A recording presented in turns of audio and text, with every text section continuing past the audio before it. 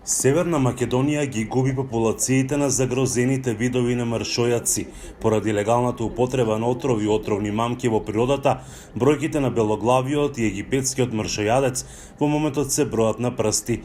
Нелегалното труење веќе предизвика целосно истребување на црниот и брадестиот мршојадец од нашата држава во последните неколку децении. Од египетскиот мршојадец имаме само уште 12 пара од цела држава, што е навистина поразително, со оглед на тоа што во почетокот на 90-тите години било преку 100 белоглавиот мршојадец кој што е го има во помали бројки кај нас, но сепак неговото поравување очекуваме да оди малце побрзо, затоа што се работи за вид со поголема стапка на преживување, 10 пара. Македонското еколошко друштво од 2004 година работи на проучување и заштита на мршојадците во земјава. Тоа најчесто се случува кога несовесни жители имаат конфликт со кучиња скитници или пак волци, исто така сточари посегнуваат по оваа пракса кога имаат загуба на добиток од волци, па поставуваат парченца месо или цели трупови на животни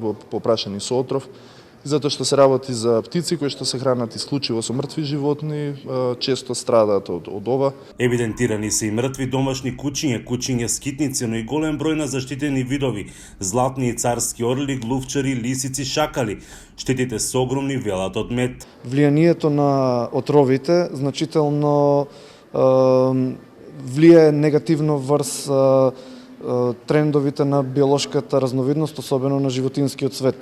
И во последниве неколку децении, заради немање контрола на државата, апсолутно со отровите се намалува драстично бројот на животни, на диви животни од нашите диви предели низ Македонија. Има и низа други закани, како на пример електрокуција со енергетска инфраструктура, односно погрешно поставени електрични столбови кои што не се изолирани, затоа што се работи за големи птици кои ќе слетат на бандерите и ќе се допрат за жиците, затоа што нема изолација, гинат.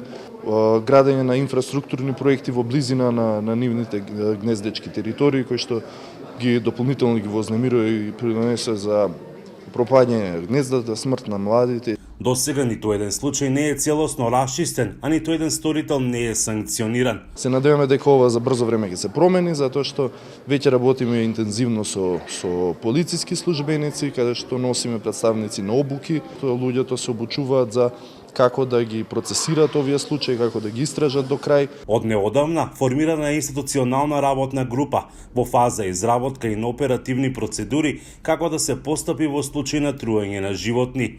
На Балканот се регистрирани 465 случаи на затруени мршојаци во изминатите 20 години. Студија спроведена од Фондацијата за заштита на мршојаци проценува дека најмалку 115 годишно умираат од труење на Балканот, бидејќи само 20% од ваквите инциденти се откриени и документирани. Од Охрид за Гласот на Америка, Мики Трајковски.